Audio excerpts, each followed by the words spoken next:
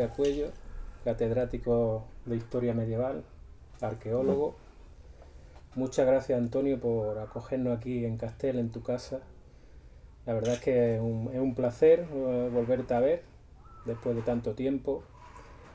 Y nada, Antonio, ¿cómo estás? ¿Cómo te encuentras? Oye, me encuentro muy bien. Gracias a Dios he dejado todo el jaleo de la universidad, porque además es negativo y no añade nada nuevo a cualquier experiencia personal. Y me ha permitido pensar y reflexionar sobre muchos temas que estaban anclados, aparcados. Y que por ahora pues, llevo adelante con otro tiempo y con otra tranquilidad, fuera de la prisa y de la necesidad de publicar cosas, etcétera, etcétera. Tú eres un hijo de Castel de Ferro, ¿no? Te consideras de la costa, del mar, ¿no? Sí. ¿Cómo, cómo se vive esa vuelta al mar, esa vuelta a la costa después de tanto tiempo en Granada y recorriendo el mundo? Bueno, yo siempre he pensado que vivía provisionalmente en Granada, que no vivía definitivamente en Granada, porque no era una ciudad que me llenara y que me gustara ni nada. Es una ciudad que no tiene concordancia con la costa. De hecho, hay un punto que es un punto de separación que es difícil de pasar y que a los granadinos no les gusta pasar y a los de la costa tampoco, en sentido contrario. Es decir, el puerto del Suspiro del Moro es muy difícil de traspasar, ideológica, emocionalmente y climatológicamente, porque las diferencias de temperatura son tan grandes y del tiempo que no es posible en la vida. Para una persona que ha nacido en la costa y que se ha educado, como es mi caso, en una escuela de orientación marítima, pues el interior es una especie de vida que tienes obligado por cuestiones que no son tuyas. Pues la vida te ha llevado ahí y tienes que soportarlo. Pero yo nunca me he considerado de Granada. Yo siempre me he considerado de la costa y es de lo único que me considero de la costa. Porque dejas Castel, ¿no? Y te vas desde pequeño a estudiar a Granada, ¿no? Sí, Estudias en los Escolapios, tengo sí, entendido. sí. Allí haces la primaria, la secundaria, ¿no? No, yo hago la primaria en Castel, Ujú. porque mi tío, el marido de una hermana de mi madre, era maestro aquí y era maestro de una escuela de orientación marítima. Y entonces mi madre y mi padre deciden que estudiemos aquí, porque no es fácil trasladarse a Granada. Entonces después el bachiller lo empezamos en Motril y después lo continuamos en Granada, mi hermano y yo, pues somos dos hermanos. Y en Granada, en la Escolapio, estuve interno, que es un colegio para mi gusto ejemplar, porque era un colegio que te abría la mente, no era que te la cerraba. Allí vivimos con mucha intensidad todos los cambios de la Iglesia en el Concilio Vaticano II, porque yo procedía de una familia cristiana, católica, pero muy abierta, no una familia cerrada. Y allí me acostumbré a Granada, pero yo no era granadino, ni me he considerado nunca granadino, ni nadie me ha considerado granadino, porque Granada es una ciudad muy cerrada y es muy difícil hacerse paso en ella. Y de alguna manera yo siempre he vuelto a la costa. Cuando la gente me dice, es que no te conocemos porque no has estado aquí, he dicho, no, yo venía todos los años y todas las vacaciones a la costa, porque la costa era para mí el alimento fundamental. Y yo tengo una mente de un hombre de la costa, que ve el mar y sabe que más allá hay cosas, mientras en el interior, pues puede ser que haya cosas, pero están las montañas, y que no nada estar en una depresión, y están las montañas allí que te impiden pasar. Y después además Granada tiene un problema, en mi opinión, y es que no se hace una transformación importante en época cristiana, sino lo que se hace es una ocupación del territorio. No digo que pida perdón los cristianos por haber ocupado el territorio, porque en realidad eso es un tema Sí, que luego hablaremos de eso, es baladí, pero en del fin. debate que existe Sí, no, sobre, pero el debate ahora está... que estamos en las puertas de la celebración del Día de la Sí, Hispanidad. no, sí, eso es inevitable, vamos. Has mencionado lo de la costa. Siempre nos has dicho que tu familia es una familia con múltiples orígenes, ¿no? Sí, De hecho, una de tus abuelas, tengo entendido que nació en Argelia o estuvo sí, viviendo sí en de Argelia. Belavés. ¿En qué medida crees tú que estos orígenes variopintos influyeron a la hora de decidir tu profesión y que te dedicaras a historia y arqueología del Islam? Pues mira, yo me acuerdo que hacíamos, mi familia, un concurso encabezado por mí, que era el que lo patrocinaba, de, de dibujo y de redacción entre la gente del pueblo. Y cuando presentó un muchacho un dibujo de un personaje norteafricano, a mí me emocionó aquello. Y mi madre le dijo a mi padre, es que tu hijo es consecuente con su abuela, porque su abuela era argelina. Y me dice mi padre, sí, nació en Sidi Belavés. Y desde entonces me ha marcado para siempre. ¿Te hablaban tus abuelos de la vida en Argelia, de la No, experiencia? porque mi abuelo murió a poco de nacer mi padre, entonces yo no he tenido relación con ella. Y, pero mi padre tenía un especial cuidado, pues al ser huérfano tan joven, casi recién nacido, pues él tenía una preocupación muy grande por lo que estaba ocurriendo en Argelia, que era la guerra de Argelia en aquel momento, que fue una catástrofe de consecuencias imprevisibles que todavía se están pagando. Y de alguna manera eso le marcó para él para siempre. Entonces, yo eso lo he tenido siempre en mi corazón y siempre en mi cabeza, y nunca lo he olvidado. Aunque mis orígenes paternos fueran de él, mis orígenes maternos eran de otra parte, pero bueno, pero de todas maneras prevaleció mis orígenes maternos. Ujú. Bueno, en Granada hace el bachillerato y luego decide hacer geografía e historia, ¿cierto? De hecho, consigue el premio a la mejor tesis doctoral, ¿no? Sí, Por tu tesis sobre el concejo de Loja. sí, Eres, digamos, de formación documentalista, ¿no? sí, Lees paleografía, te sí, dedicas a la historia medieval. sí. Eh, ¿Por qué das ese salto a la arqueología desde Bueno, la historia? ¿Y en qué medida crees tú que, digamos, si hubieses continuado con esa vía del documentalismo, de la historia de textos, yo, o hubieses tenido éxito, ¿no?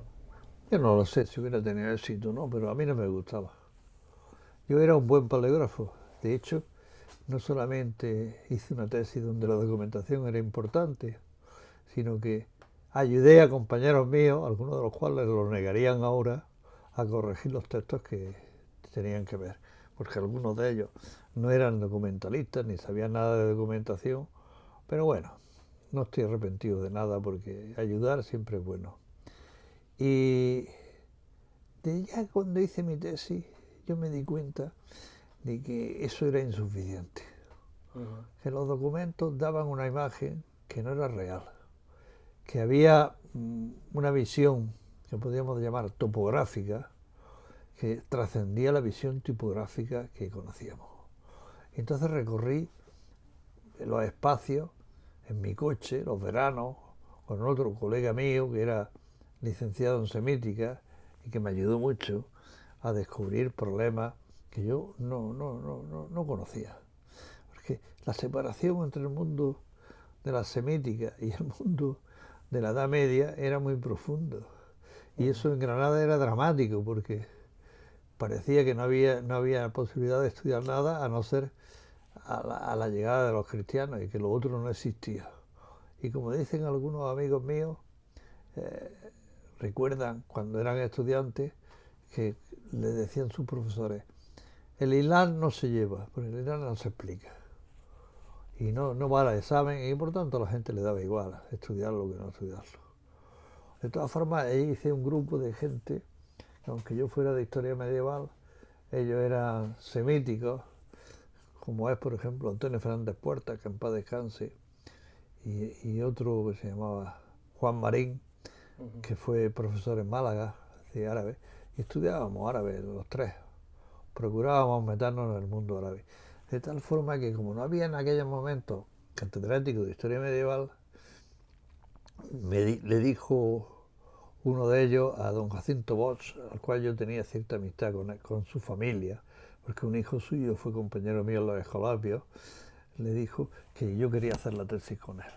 Y la verdad lo hubiera hecho si no hubiera venido un catedrático de historia medieval. Y al venir el catedrático de historia medieval, me dieron una beca en historia medieval y pasé a estudiar historia medieval, monográficamente.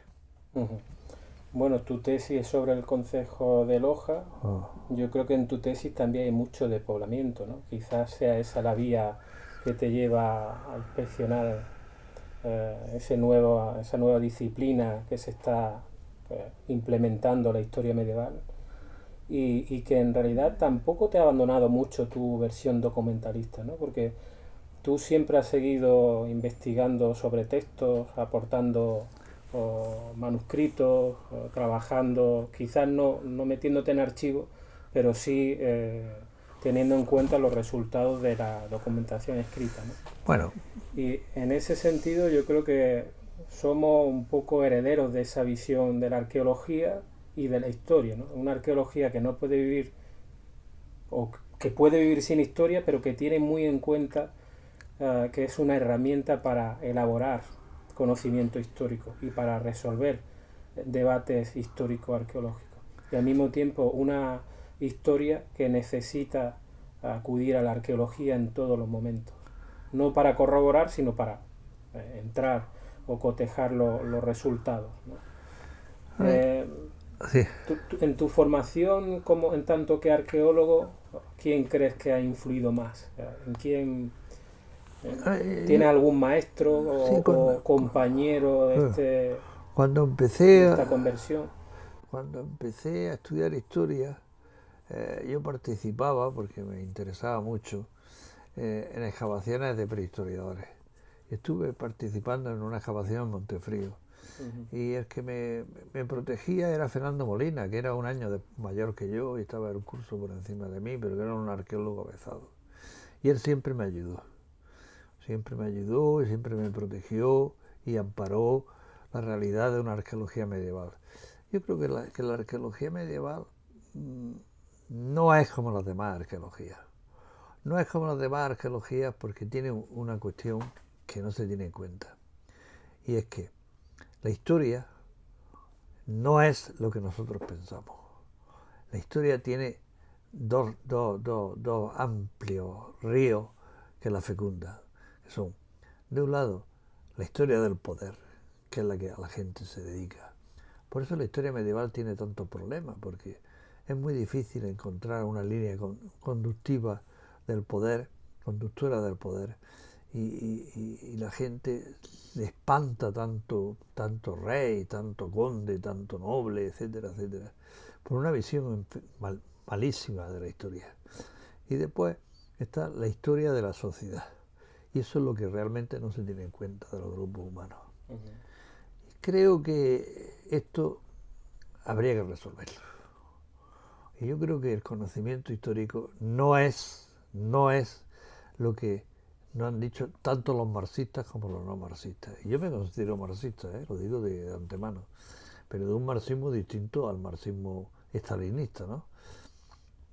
Y por eso digo que el gran debate que habría que hacer es cuándo se descomponen las sociedades comunitarias, cómo se descompone y a qué dan lugar.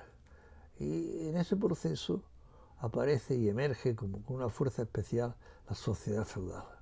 Es la responsable del mundo que tenemos hoy en día.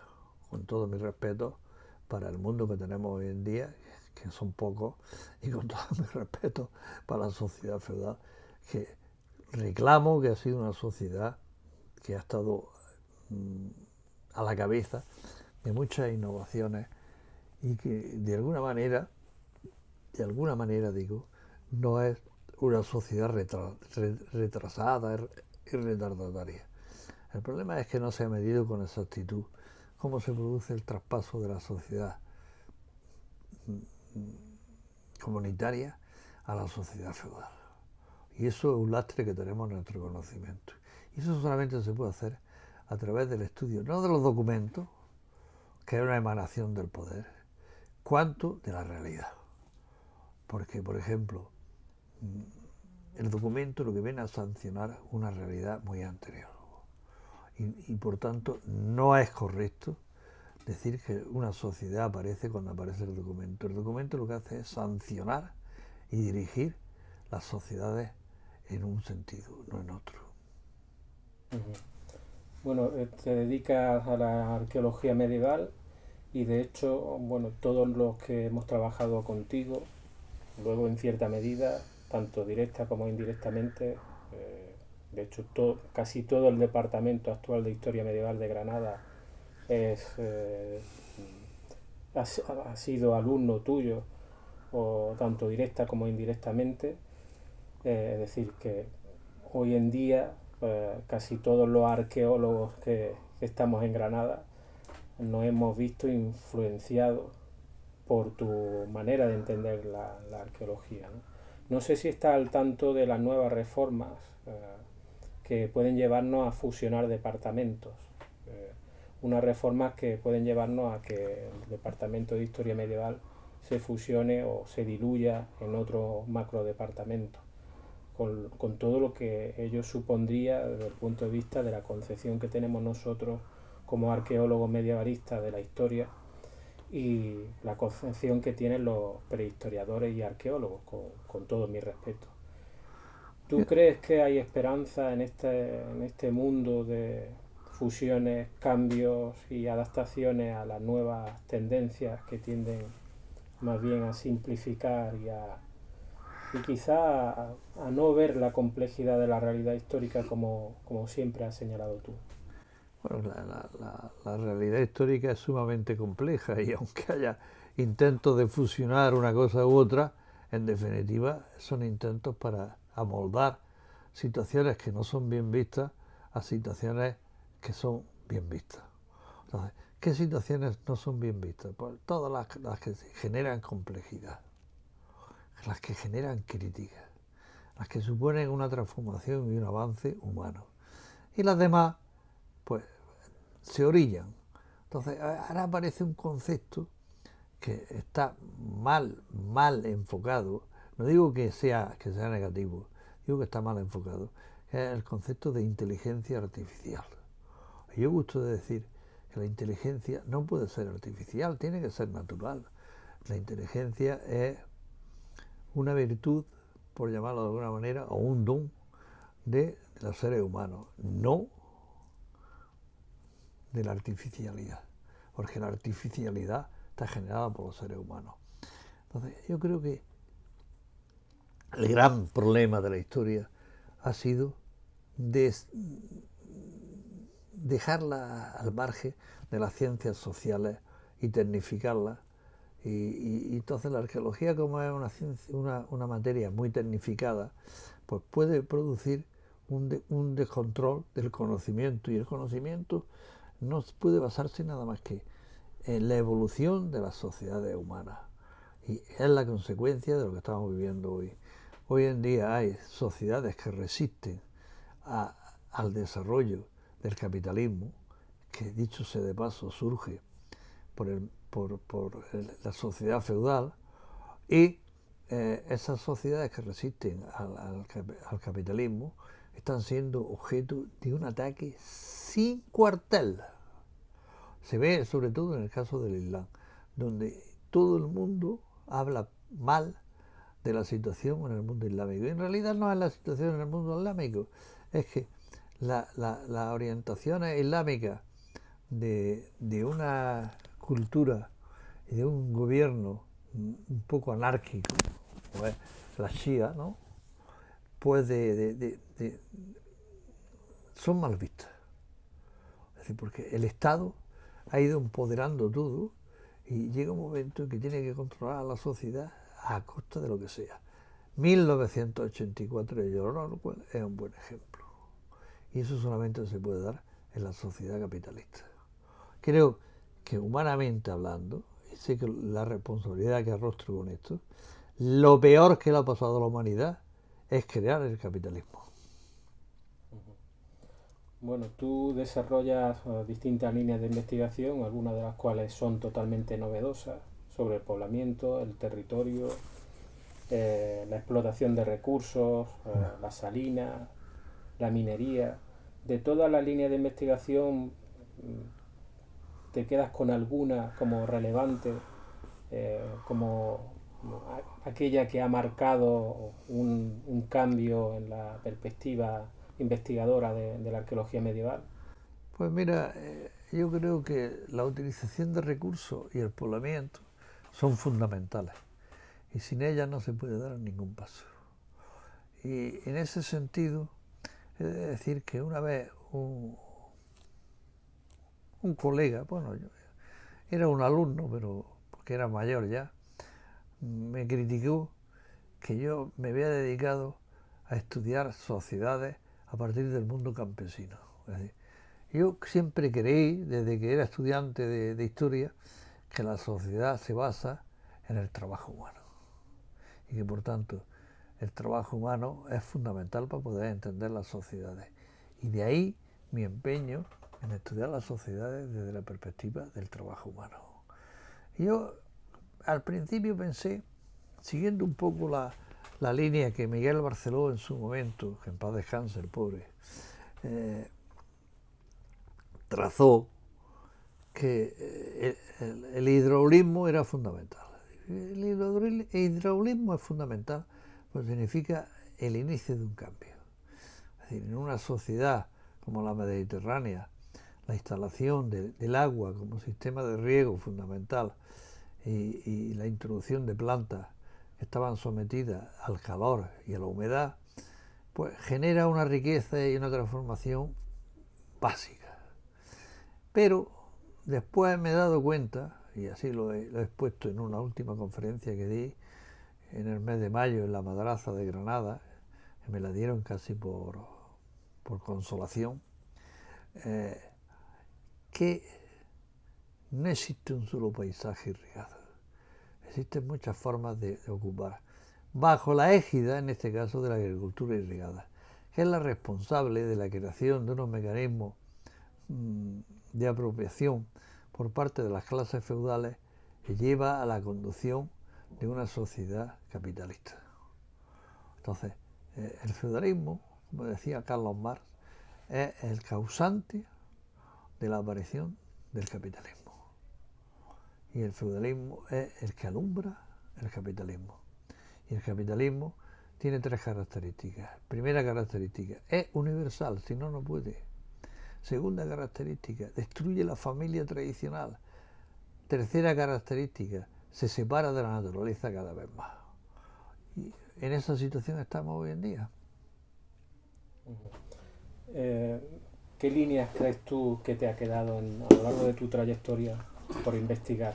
Es decir, ¿te quedas con la espinita de no haber profundizado en alguna línea o de no haber desarrollado algún tema de investigación? Pues yo no he investigado nunca, ni me ha interesado, yo no sé por qué, el ejercicio del poder. Sin embargo, es fundamental para conocer cómo evoluciona una sociedad. Pero eso, de alguna manera, al referirme al mundo de la materialidad y al mundo del trabajo, pues ha quedado un poco al margen. Y quizá ni yo lo he desarrollado, ni nadie de los que me han precedido lo han hecho, ni de los que me continúan, no a mí, sino el tema, lo van a hacer. Porque no es fácil. ¿Cómo se resiste el empuje feudal en los siglos XII, XI, XII, XIII, que es a partir del siglo XI cuando ocurre todo? ¿Cómo se desarrolla el avance feudal para aniquilar y preparar la aniquilación y la esclavización y el sometimiento de las sociedades no feudales. Eso es un tema que está por realizar y que espero que tú algún día lo hagas, porque se necesita un conocimiento no solamente de la sociedad islámica, sino de la sociedad feudal. Y la gente que se dedica al mundo islámico no conoce bien la sociedad feudal. Y no hay separación. Desde las cruzadas no hay separación. Desde antes de las cruzadas, pero sobre todo desde las cruzadas, no hay separación entre un movimiento y otro. El impulso feudal es tan terrorífico que acaba con todo. Bueno, de tu producción no hemos resumido nada, luego se va a incluir en la postproducción de esta entrevista. Creo que podemos contar con más de un centenar de publicaciones, libros, artículos. Digamos que tienes varias fases, ¿no?, dentro de tu producción científica. Sí, como todo ser humano. Una parte documentalista, otra parte de arqueología, luego del territorio. De todas tus fases, de toda tu producción científica, ¿destacaría un libro? Yo creo que La última tierra del Ándalus es un intento de sintetizar. Pero creo que ahí se marca un problema que me da cuenta después, y es que se analiza la evolución genérica, pero no la evolución elemental. Entonces, creo que la necesidad, ahora que estoy fuera de los circuitos grandilocuentes, la dimensión de pequeña escala es fundamental. Y eso no se puede hacer si no te alejas de la gran escala. La gran escala, que es la dominada por el poder y por una evolución cuya culpa más esencial de todas la tuvo Stalin, cuando marcó las 5 grandes etapas de la historia de la humanidad. La humanidad no ha tenido 5 grandes etapas, la humanidad ha tenido muy pocas etapas. Ha sido una primera etapa en las sociedades precapitalistas y una segunda etapa en la sociedad capitalista. Existe un antes y después. Entonces, las sociedades precapitalistas tienen muchas variabilidades, la sociedad capitalista tiene algunas, pero menores, porque la homogeneización es lo fundamental. Entonces, yo le he dicho a algunos alumnos míos que no me han hecho absolutamente caso de nada, porque les es más cómodo lo otro, que para estudiar el desarrollo, por ejemplo, el tráfico comercial tan grande que hay. Al final de la Edad Media. ¿Cómo se puede organizar ese tráfico comercial tan grande que hay al final de la Edad Media? Es verdad que por los mercaderes, pero ¿qué capacidad tienen los mercaderes de llegar hasta el último rincón y conseguir que la agricultura y la artesanía y la ganadería tengan una proyección comercial? Pues eso es lo que nos han hecho. Y desde aquí urjo a que lo haga. Aunque sea tirar piedras sobre mi propio tejado, porque yo no lo he hecho. En mi último libro, que estará próximo a aparecer, es sobre la zona de Serralújar, me preocupo de ese tema. ¿Tiene ya fecha de publicación este último libro? ¿Tiene ya fecha? Está ya las segundas pruebas haciéndose. Es con la editorial... La editorial de la Universidad de Granada, sí. Estaremos al tanto de la publicación. Espero.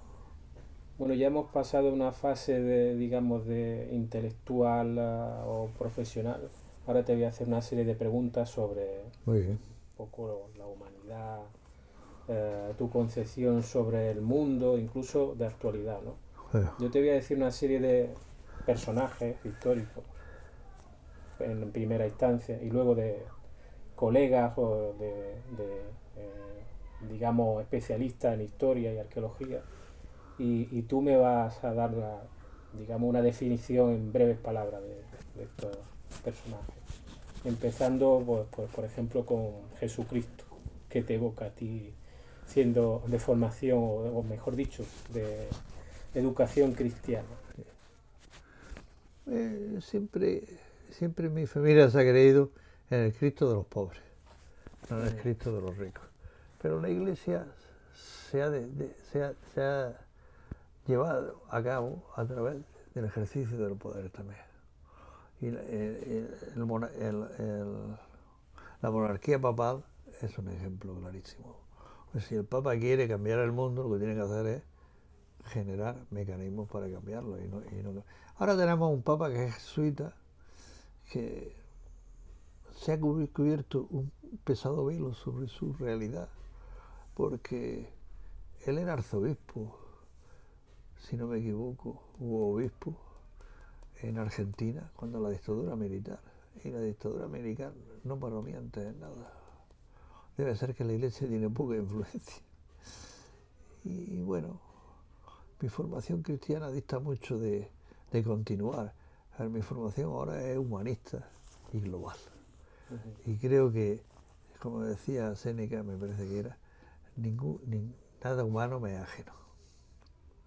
Entonces asistimos a espectáculos verdaderamente dantescos.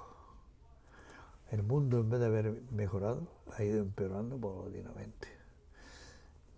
Yo pensé, en mi inocencia dirigida, que cuando se acabara la lucha de los bloques, se iba a implantar un orden en el mundo mucho más justo.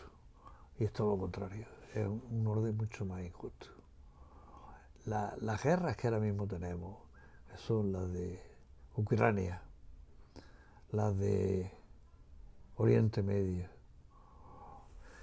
son el ejemplo clarísimo de cómo el capitalismo ha llegado a una última fase. Está en una última fase. Y quiere controlar todo el planeta. Y a las sociedades que se le oponen, las ataca sin piedad ninguna. Directamente o por medio de otros. En el caso de Oriente Medio, por medio del Estado de Israel, que es una aberración. Bueno, en fin. No lo diré porque como he visitado varias veces el Estado de Israel, no tengo la seguridad de que pueda acudir libremente allí. Igual que no criticaré la monarquía marroquí, porque no sé si me dejarán entrar en Marruecos después de criticarla. Puedes decir lo que quieras en las entrevistas, eres totalmente libre y Oye, bueno, no vamos a cortar nada. Soy totalmente libre, pero no es fácil. Es tu opinión. Me siento presionado porque tengo miedo. Porque vamos a poner algunos casos. ¿Por qué la gente está en contra del movimiento libre de las personas buscando trabajo? Y no está en contra del movimiento libre de las mercancías. Las mercancías son libres sin ningún problema. Las personas no son libres, están controladas. ¿Y por qué está floreciendo la extrema derecha? Pues la extrema derecha está floreciendo para evitar una contradicción que existe, y es: ¿cómo es posible que sin la mano de obra de las personas del tercer mundo que vienen aquí a trabajar se puede desarrollar la industria? No se puede desarrollar la industria, ni se puede desarrollar la agricultura, ni nada. Yo vivo en una localidad donde la mano de obra es mano de obra magrebí y mano de obra de personas negras de África. Y todo el mundo dice que es una ruina, es una ruina. ¿Una ruina de qué? Que son los responsables de que vienen a por la paguilla. ¿Por qué paguilla? Vienen a ganarse el sueldo con el sudor de su frente. Porque de otra cosa, los invernaderos no permiten que cualquiera pueda trabajar en ellos. Entonces me parece una aberración que nos lleva directamente a lo que Samir Amin dijo en su momento, y es que el fascismo no ha muerto. El fascismo está aquí. Luego te preguntaré sobre el fascismo. Voy a seguir con las preguntas sobre personajes históricos. El profeta Muhammad, por ejemplo, ¿qué te evoca? Pues mira, el profeta Muhammad me parece un hombre que en su momento tuvo la feliz idea y la feliz iniciativa de conjuntar a las tribus de Arabia y conseguir, por motivos fáciles de explicar, la expansión del Islam. Y la expansión del Islam no fue ni buena ni mala, fue una realidad. Esa realidad trajo consigo unos nuevos modos de vida materiales y de organización de la sociedad. Porque me decía un eminente arqueólogo italiano una vez, dice, la culpa de todo lo que ha pasado en Europa la tiene la Iglesia, porque acabaron con los baños públicos, acabaron con una sociedad más abierta, tal y cual. Bueno, dice, es que el Islam es una sociedad muy cerrada. Bueno, sí, una sociedad que como se forma sin un estado precedente, sino que se va improvisando, pues tiene sus dime y diretes, como todas las sociedades. Entonces, ahora que hay un ataque despiadado contra los chiíes y contra las formas no suníes de la iglesia, del Islam, pues parece una herejía decirlo. Yo me acuerdo que estando comiendo en Lyon una vez con una gente, yo estuve allí un tiempo estudiando, me dijeron, ¿qué piensa usted, señor, de la construcción de las mezquitas aquí en Lyon, en Francia? Y yo dije, pues mire usted, que si los franceses fueron al norte de África y crearon catedrales como hay, pues tampoco pasa nada porque hay aquí mezquitas. Entonces, el reverso de las cosas hay que mirarlo y hay que tener la mente libre y no la mente cerrada, porque la mente cerrada conduce a lo peor que da el ser humano. Bueno, estamos cerca del descubrimiento, entre comillas, de América. Uno de los personajes clave es Isabel la Católica. Sí. ¿Qué piensas de este personaje histórico como mujer, como mira, como reina? Te voy a decir una cosa. Una vez le dije a una catedrática de historia medieval, especialista en Isabel la Católica, oye, ¿has pensado alguna vez por qué Isabel la Católica fue una mujer que tuvo una maestra en latín y en griego y su hija tuvieron una formación de tal manera que fueron capaces de defender su sentido de mujeres frente a los hombres? Porque Juana no permitía que Felipe el Hermoso gobernase. En Inglaterra, cuando Enrique VIII se divorcia de Catalina, Catalina se sigue considerando reina. Me dice, pues no había pensado nunca en eso. Y digo, entonces, ¿qué has pensado? Entonces, Isabel la Católica no es sino la culminación del mundo feudal y la aparición de la sociedad moderna.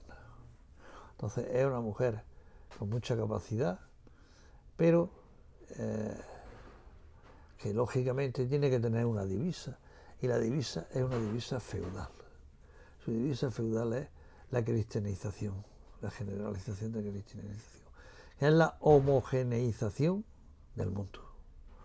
Es decir, he dicho muchas veces que Granada es un problema porque los granadinos no entienden lo que había antes de llegar a ellos o de estar ellos allí. Y eso es posible porque la expansión que intentan hacer la sociedad feudal por África, por el norte de África, que llevaría más al sur, queda interrumpida porque se descubre América. Entonces pasa Sevilla a ser, de alguna manera, el espacio fundamental para el control de la gran expoliación. Pero es que yo no creo que haya que escandalizarse por esa palabra. El mundo está basado en las diferencias sociales. El mundo existe porque existe la lucha de clases. Y mientras no se explique bien la lucha de clases, no hay manera de entenderlo todo. Dice, es que los europeos fueron, sí, todos los europeos fueron a África, a América, a Oceanía, a Asia, buscando riquezas, en contra de los principios de justicia que hoy en día podríamos aducir, pero que nadie aduce, porque en la práctica nadie la aduce. Es decir, estamos en un callejón sin salida, una noche oscura del alma, como decía San Juan de la Cruz, que no sé a dónde nos lleva, porque lo que no me explico es, después de haber tenido un proceso de ruptura de los bloques, no hemos llegado a un consenso colectivo. Y hoy en día se vive peor que antes. Es inconcebible que en África muera la gente de hambre, siendo un continente tan rico, donde ha sido violentamente organizado por las sociedades capitalistas. Pero bueno, es que es lógico, el capitalismo es un mal, es el mayor mal que ha tenido la humanidad y nadie se quiere dar cuenta de eso. Entonces, el remedio para el capitalismo no es el fascismo es una detención de la evolución humana, mi opinión. Y ya que estamos próximos a la fecha, Cristóbal Colón, aunque en parte has mencionado la polémica, ¿qué te lleva a pensar este personaje histórico? ¿Es un oportunista, pues como un lógicamente, aventurero? Como lógicamente todos los guerreros feudales. Un oportunista, un aventurero, un hombre que engañó además a los portugueses y engañó a los castellanos para su propio beneficio y que implantó un régimen, sí, un régimen espurio, un régimen que está muy bien calificado en algunos escritores de la época del 19. Es decir, un mundo dedicado a la expoliación sistemática. La sociedad europea es la sociedad de la expoliación. Y no tiene vuelta de hoja. Y Cristóbal Colón, pues engañó, acabó con todo, pero hizo que Castilla fuese un reino rico. Mal utilizado porque no utilizó en beneficio propio la riqueza, sino que, como decía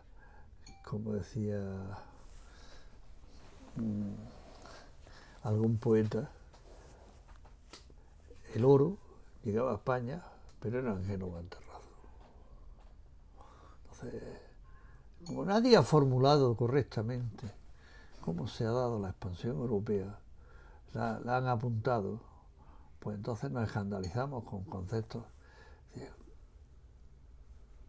que no tienen marcha atrás. Es decir, la sociedad feudal era una sociedad tan agresiva que dio lugar a la aparición del capitalismo. Y el capitalismo es lo peor que le ha sucedido a la humanidad. Y me dice la gente, oiga, ¿y usted por qué sustituye el capitalismo? Y digo, pues no lo sé. Será una cuestión colectiva la que haya que ver. Si es que tiene sustitución, porque a lo mejor no tiene sustitución. Y es la destrucción del mundo, digo yo. Damos un salto hacia adelante, aunque los modernistas digamos que nos critiquen, pero hemos cogido los personajes al azar un poco, ¿no? Y como esta es la primera entrevista que hacemos, Sí. La experiencia piloto, ¿no? Sí. A la que tú te has prestado. Karl Marx, ¿qué te evoca para la historia, para la concepción que tenemos del mundo, de la evolución? Bueno, yo una vez me dijo un amigo mío, me hizo notar un amigo mío, que había 3 libros en el British Museum que eran esenciales. Era El origen de las especies, La interpretación de los sueños y El capital. Y esos 3 libros son fundamentales para el pensamiento moderno. El pensamiento moderno es la aparición de una concepción no religiosa del mundo, una concepción plenamente laica. Y eso ha sido terrorífico, porque no ha aprendido. O sea, ha sido subvertido. Karl Marx me parece una mente prodigiosa, que no pudo culminar todo su trabajo, como es lógico. Y yo creo que cuando se insiste que en el joven Marx es fundamental, se tiene razón. Porque, por ejemplo, Carlos Marx sabe que hay una sociedad precapitalista y una sociedad capitalista. Y que el precapitalismo tiene muchas variantes y el capitalismo tiene un camino único. Y de esa perspectiva, si no fuera por Marx, no entenderíamos gran parte de la historia. Y Dolores Ibarruri, la apasionada. Pues yo he llegado a conocerla a ella. ¿Sí? Sí, me parece una mujer muy valiente, muy mujer, y una mujer que se adelantó su tiempo. Porque yo creo que esa oposición que se hace hombre-mujer es una oposición que es real, pero parte de una cuestión equivocada, y es que los hombres y las mujeres somos iguales. Los hombres y las mujeres no somos iguales, somos diferentes por nuestra contextura. Seremos iguales en cuanto a derechos y obligaciones, pero no somos iguales biológicamente. Entre otras cosas, nosotros podemos procrear, pero no pueden procrear en nosotros. Nosotros no podemos tener hijos, los hombres. Las mujeres pueden tener hijos. Y como decía un estudioso de la época precapitalista, las primeras diferencias sociales se anclan en la diferencia entre hombre y mujer. Las mujeres tienen 4 momentos distintos que los hombres. La ovulación, el embarazo, la lactancia y no sé cuál es la otra, pero así son. Es decir, la mujer no tiene la misma capacidad física que el hombre, lo cual no quiere decir que se sea inferior. Lo que habría que hacer es una historia en donde la mujer fue reivindicada con los principios fundamentales de transformación de la sociedad que tiene, porque como decía una amiga mía, profesora en Oxford, que tuve la suerte de conocer aquí, no, la conocí en Francia, pero después veraneaba aquí. La mujer es la gran transformadora de la sociedad. Es decir, la mujer es la que genera la agricultura, no la genera el hombre. Porque en realidad el neolítico no solamente es la aparición de la agricultura, sino de la ganadería. Y la aparición de la ganadería no es lo mismo que la aparición de la agricultura, de tal manera que hay plantas que se cultivan para los animales que después se hacen alimenticias. La mujer es la que establece los principios agrícolas. Sin la mujer no hubiera sido posible la agricultura. Entonces hay realidades fundamentales. La mujer está en un proceso de transformación gigantesco. Pero ese proceso de transformación gigantesco ha venido dada por la necesidad que ha tenido el capitalismo de generar cada vez más un ejército de reserva de mano de obra. Y cuando en la Segunda Guerra Mundial, como la mayoría de los hombres estaban en la guerra, pues se dedicaron a trabajar las mujeres. Y devolver a la mujer al lugar en donde estaba hubiera sido imposible. Hubiera sido imposible.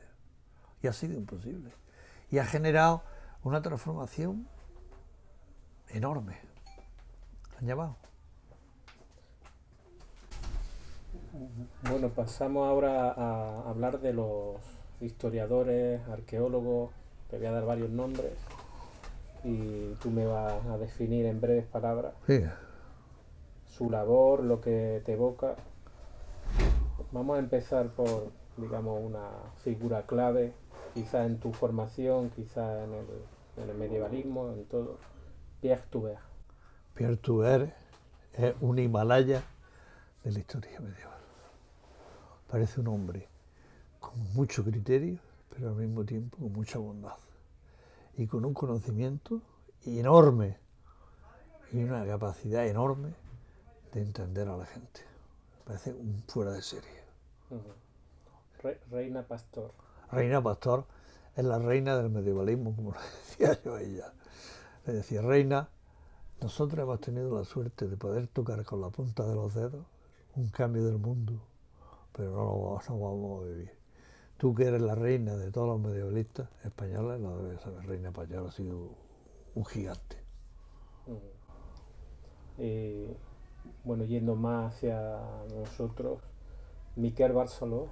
Miquel Barceló es un hombre que yo lo conozco muy bien, lo he conocido muy bien, lo he querido, me ha resultado un hombre muy próximo a mí, tiene sus defectos, como todo el mundo, ha tenido sus defectos, pero me parece que era, yo no voy a decir la palabra que decía Ricardo Frankovich, ha sido un provocador y ha agitado las aguas del medievalismo. Y lo que pasa es que no ha podido conducir unas nuevas aguas y me temo que no hay nadie que lo pueda suceder. ¿Y Manuel Acién? Manuel Acién me parece un hombre de una gran capacidad intelectual, de una gran formación teórica, de grandes conocimientos, que sabía lo que era la arqueología y lo que era la historia, pero tenía un problema, y es que no ha generado una escuela, y eso de alguna manera ha lastrado su historia. De esta manera me parece sensacional. Y obviamente, aunque no es de... o sí, en realidad, es de tu campo, Paula Galetti Paula Galetti la conozco y ha sido una mujer que, por ser mujer, ha tenido mala suerte, porque en Italia no ha triunfado como debiera, pero era una mujer abierta y una mujer capacitada. Y por último, Pierre Guichard. Pierre Guichard, no puedo hablar nada más que maravillas de Pierre Guichard. Y no me dejaron hablar, escribirlas cuando se murió, y lo lamenté, porque hubo quien se adelantó y publicaron una necrológica que no me parece que tenga valor ninguno. Pierre Guichard era un hombre que, por ser francés y no vivir en España, aunque conociendo España, era un hombre abierto a muchas expectativas. Y me parece que su obra Al-Ándalus es genial. Creo que de alguna manera no se le ha hecho la justicia que merecía, como a tantos otros, porque debía haber sido doctor honoris causa por Valencia, lo propusimos por Granada y no nos hicieron ni caso. Pero claro, ¿qué vamos a esperar? Si hay gente que se han propuesto como doctor honoris causa por Granada y no se ha atendido. Por ejemplo, Federico Corriente no ha sido doctor honoris causa por Granada y era granadino. Y han sido otras personas doctor honoris causa. Pero bueno. Bueno, hablando de la situación actual, como anunciamos antes, tú has vivido, digamos, distintas etapas históricas de la historia de España, del franquismo, transición, o llamada transición, la democratización en cierta medida de las universidades y la actualidad, ¿no? Casi la última etapa actual, aunque te jubilaste hace un par de años aproximadamente. ¿Cómo ves tú la evolución de la universidad en la larga duración? Y en paralelo la evolución de la sociedad. ¿Crees que la universidad obedece a los cambios sociales? Lo que tú has vivido en primera persona. No tiene por qué ser... En primera persona, una gran ilusión en los años 70, donde creíamos que protagonizábamos un cambio, pero que después ha sido aplastado ese cambio. Y eso se debe fundamentalmente, y que me perdone, a la acción de determinados partidos políticos. De tal forma que hoy en día la hegemonía de la burguesía española continúa intacta y más fuerte que nunca. Y es la que gobierna. La universidad se ha convertido en un apéndice. Por dos motivos. Primero, por la penenización de la universidad, donde se pensaba que los derechos laborales eran superiores a los derechos de conocimiento. Entonces se hizo todo el mundo funcionario. Y en segundo lugar, porque una vez iniciado este proceso ya no hay quien lo pare. Entonces es muy difícil que esto se recupere. No voy a decir lo que me dijo un amigo mío, un amigo inteligente, que además no es de la misma ideología que yo, pero se llama de izquierda, que es que a Europa no le interesa que la universidad tenga proyección. Yo no creo que a Europa no le interese que la universidad tenga proyección. Yo lo que creo es que se van a consolidar una serie de centros fundamentales, van a ser los que den el prestigio a la persona que esté licenciada o esté doctorada en ello, y el resto va a ser como una academia de corte y confección, para aprender lo elemental y para desarrollar un trabajo ordenado desde fuera de ello. Y eso es lo que estamos asistiendo. Sí. Y porque hoy en día, yo cuando fui miembro de la comisión de doctorado, me oponía a determinadas tesis y a determinados trabajos de doctorado. Y me llevaron a defensor universitario, porque decía que era por manía. Yo no tengo manía a nadie. Es que creo que debe haber un nivel que no debe superarse. Eso de que haya traductores que no han traducido nunca en la vida y que digan que son especialistas en traducción y no saben ni el idioma que están traduciendo, no puede ser. Eso de que haya catedráticos que no hayan tenido ni una tesis doctoral, ni un proyecto de investigación, y solamente hayan hecho gestión universitaria, esto no puede ser. Yo, en un momento dado, reclamé lo siguiente. Primero, que los cargos universitarios fuesen gratuitos y nadie cobrara por un cargo universitario. Segundo, que fuera por votación universal. Lo de votación universal ha sido matizado, pero lo de no cobrar, mentira, ahí te cobra todo el mundo. ¿Y la situación de España, cómo te parece la evolución? Me parece una catástrofe. Una catástrofe. Una catástrofe que no creo que tenga solución. Se lo debemos fundamentalmente la última puñalada a Zapatero, que cambió todas las reglas del juego. Y ahora no hay quien ponga orden aquí. Eso de decir que para ser titular o para ser catedrático en una universidad tienes que tener los votos de tu universidad, bueno, muy bien. Pero tiene que haber gente de fuera que te juzgue también, ¿no? Digo yo. Porque al final, ¿sabes lo que pasa? Que nadie evita las carreras de la gente inútil, de la gente incapaz y de la gente oportunista, que es una legión. Una legión. ¿Y qué recomendaciones darías tú para mejorar la situación? Cerrar la universidad por unos años, pagándole a todo el mundo su sueldo y dentro de 10 años, por ejemplo, volver a abrirla. Porque es que ya hay unos vicios contraídos en nuestro departamento, lo llamo nuestro porque fue mío también. En nuestro departamento van a ser catedráticos dentro de poco todos. Lo cual no está mal, siempre y cuando para ser profesor tuviesen una capacidad, pero muchos no la tienen. Bueno, la última fase ya de esta entrevista va sobre, digamos, recomendaciones o consejos que tú darías a las generaciones venideras o a las generaciones actuales. ¿Qué nos recomendaría a nosotros? Porque yo ya soy de pues la primera recomendación maduro, o a los que están empezando ahora, que hiciesen para no caer en los vicios y romper. Es muy difícil, pero de todas maneras el inconformismo es la nota dominante. Tiene que haber inconformismo, tiene que haber capacidad crítica, tiene que haber mecanismos que permitan que la capacidad crítica triunfe. Pero si ahora tenemos la inteligencia artificial, que es la que va a arreglar todos los problemas, ¿qué hacemos? Y la segunda es que la gente estudie y trabaje. No trabaje quiere decir de barman, ¿no? Quiere decir que haga trabajo. Y que la crítica se ejerza. Pero lo que no puede ser es el compadreo que hay.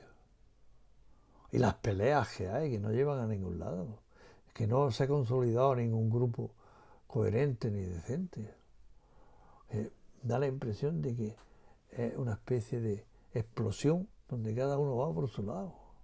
Así no vamos a ningún sitio. Sí, tenemos ejemplos a porrillo, pero yo no voy a decir ni nada. Y por último, bueno, una pregunta. ¿Te arrepientes de algo, de alguna decisión que hayas tomado? Y de haber nacido. pero Bueno, no fue una decisión mía. bueno, en la que pudiste decidir lo contrario, me refiero. ¿Eh? De alguna decisión que hayas tomado a lo No, largo de no, tu vida no. o de tu carrera. Yo creo que uno toma decisiones y muchas veces es responsable y otras veces no lo es. Porque nadie es responsable totalmente de lo que...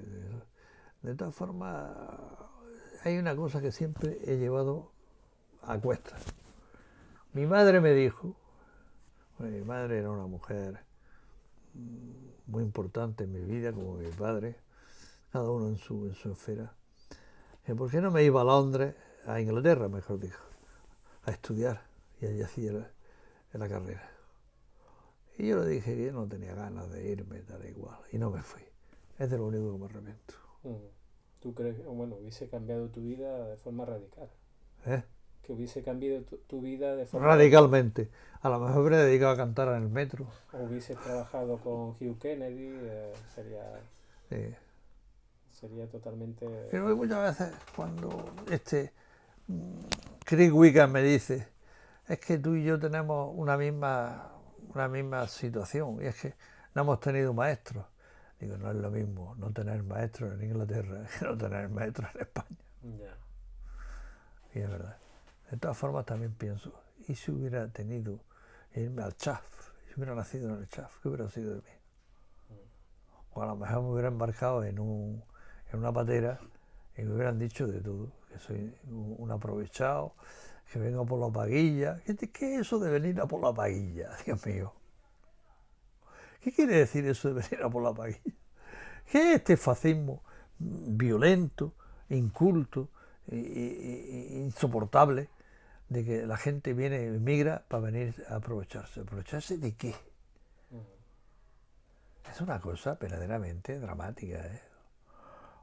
Yo cada vez que veo las noticias de que vienen cayucos o vienen pateras o lo que sea, incluso aquí llegan pateras, digo, Dios mío, ¿cómo es posible que la gente no sea capaz de generar riqueza?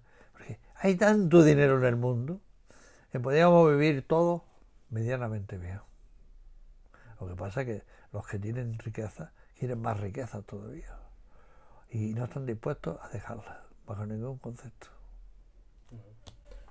Bueno, la última, entrevista, digamos que se va a regalar un libro a la siguiente persona que va a ser entrevistada, en este caso va a ser Alejandro García San Juan. Bueno, Alejandro García San Juan no necesita que yo le regale nada, es un hombre de una capacidad fuera de lo común. ¿Y el libro que has elegido de zona...? No, el libro que he elegido es porque el que tenía aquí a mano, no era por otro motivo. Además es un colectivo de la zona húmeda en la Andalucía medieval, inicios de un debate. Este libro recoge el cambio de mi línea de investigación, de pasar a la vida agrícola, a la ganadera, y de la ganadera a la explotación de las zonas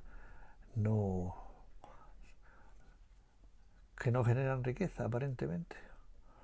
Y de alguna forma me marcó y me ha marcado para siempre, porque me interesa mucho observar cómo pueden convivir distintas formas de vida en un medio físico determinado. ¿Y qué le recomendarías del libro ese en especial a Alejandro? Bueno, pues Alejandro es un hombre muy preparado, muy culto, muy capacitado, y de alguna manera también debería, en mi opinión, buscar un desarrollo más allá del poder político. Bueno. Pero bueno, eso es una opinión mía, ¿eh? Él podría decir lo mismo de mí en otro sentido. Yo lo he conocido a él antes de ser titular, antes de ser catedrático, y lo he apreciado siempre y he hecho algunas reseñas de su obra. Me parece un hombre de una gran influencia. Lo que pasa es que me imagino que lo están dejando solo, porque todas las personas que son innovadoras las van marginando poco a poco. Pero bueno. Bueno, pues muchas gracias. No sé si quiere decir algo más para cerrar la entrevista, que es de formato totalmente libre, Aquí cada uno se expresa como quiere y responde como quiere, no va a haber límite de tiempo. No. Lo único que quiero decir es que os agradezco mucho que hayáis venido a verme porque llevaba mucho tiempo que no os veía y agradezco que hayamos compartido estos momentos entre nosotros y que tenéis las puertas de mi casa abiertas para cuando queráis, tanto por si queréis venir eventualmente como si queréis permanecer aquí. Y ya está. Pues Muchas gracias a vosotros. Antonio, y nada, que siga bien. Muchas gracias. Gracias.